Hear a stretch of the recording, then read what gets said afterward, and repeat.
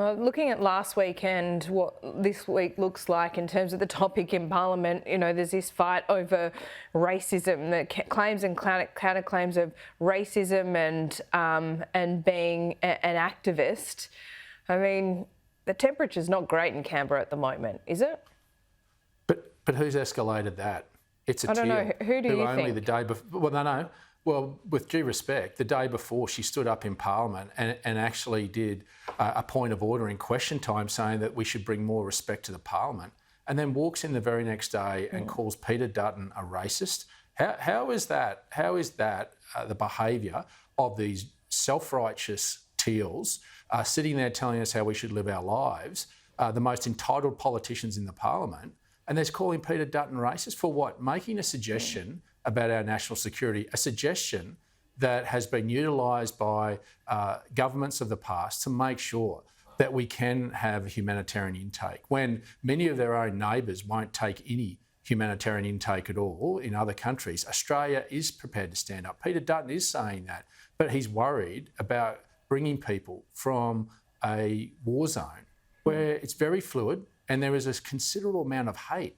So why would anyone from the Prime Minister down escalate the narrative around this and around Peter Dutton? It was more about the portraying of Peter Dutton, the character assassination of Peter Dutton, than simply looking at the sensible solution that he put forward, one that he had utilised before. If you want to drop the temperature, you need leadership, and there's a lot of people out here from the Prime Minister down to the Teals and the Greens that wanted to politicise this when it was simply a reasonable suggestion. Again, we were putting the suggestions up, they were playing the politics. Well, there is some suggestion that the words of the ASIO boss have been politicised as well in all of this. I also wanted to note that Zali Steggall and Tanya Plibersek said during that debate the wall of noise going towards Zali Steggall as she was trying to make her point of order, it was deafening and perhaps a little disrespectful. Do you have any reflections on that? We're not in the chamber, we can't hear it. So is that not true? Well, I can't think I was in the chamber, so I couldn't hear what was there because I wasn't in the chamber. I was making a speech, okay. So I can't comment on that. But if you want to set the moral compass as Zali Steggall has tried to, then you actually rise above that. You don't stoop a lot lower than a bit of noise in the Parliament, which is a place of ideas being challenged. I think, and if you want to talk about the ASIO chair being brought into this, it was the Prime Minister that did that. He omitted when he quoted the ASIO director in Parliament, he omitted a critical sentence. Now, again, the Prime Minister should lead not only the tone but the standard. And if you're going to omit a sentence that is critical to this whole debate, then really I think Australians will look poorly on that. Okay, I accept that. And just one more point on this because it's an important one.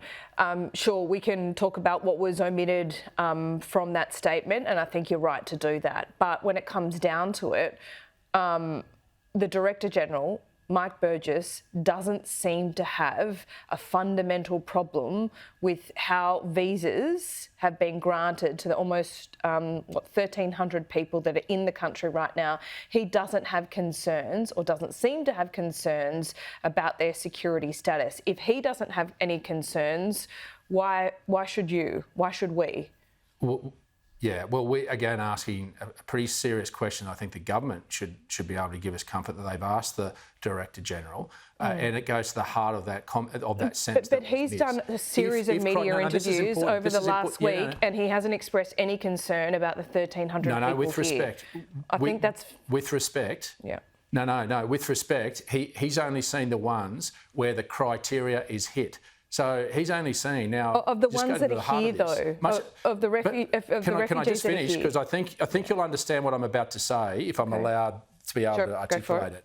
Those visas, those 1,300 visas, many of those were done in a matter of a couple of hours. Some, on average, all of them on average, were done within 24 hours. So we have serious concerns about whether the criteria was hit because of the process that the government took in place in terms of making those assessments. So we've grave concerns that because of the way in which these were given in approval, the appropriate questions were asked and the appropriate process was put in place so that that criteria was hit, so that ASIO could then look at it. So I think you've got to look at the process and the chain of events about why we're seriously questioning. And it goes to the very heart of why the Prime Minister left that sentence out of him quoting the Director-General in Parliament. Sure, but I accept that. But what I'm saying is that Mike Burgess doesn't have concerns and has not expressed concerns, to my knowledge, about that process. Don't you think the Director-General would have expressed those concerns if he did?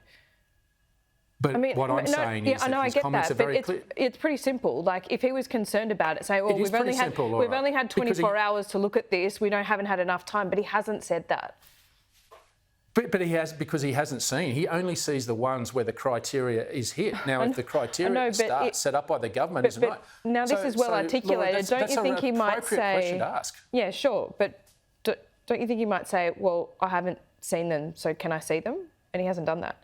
Well, and that's exactly what we've been saying is, well, surely the government has asked and has made sure that there is comfort and should be able to give comfort to the Australian people.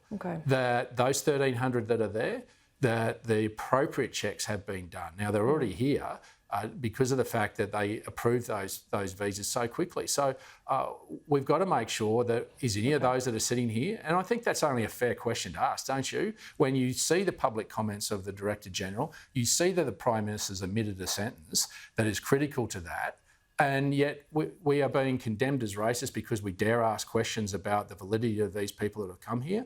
I want them to come here and be safe and enjoy the life we do. But we've got to make a judgment about keeping everybody safe and hoping they can stay safe because we haven't brought somebody that slipped through the net. Fair enough. Always appreciate your time, David. Thank you. Thanks for having me.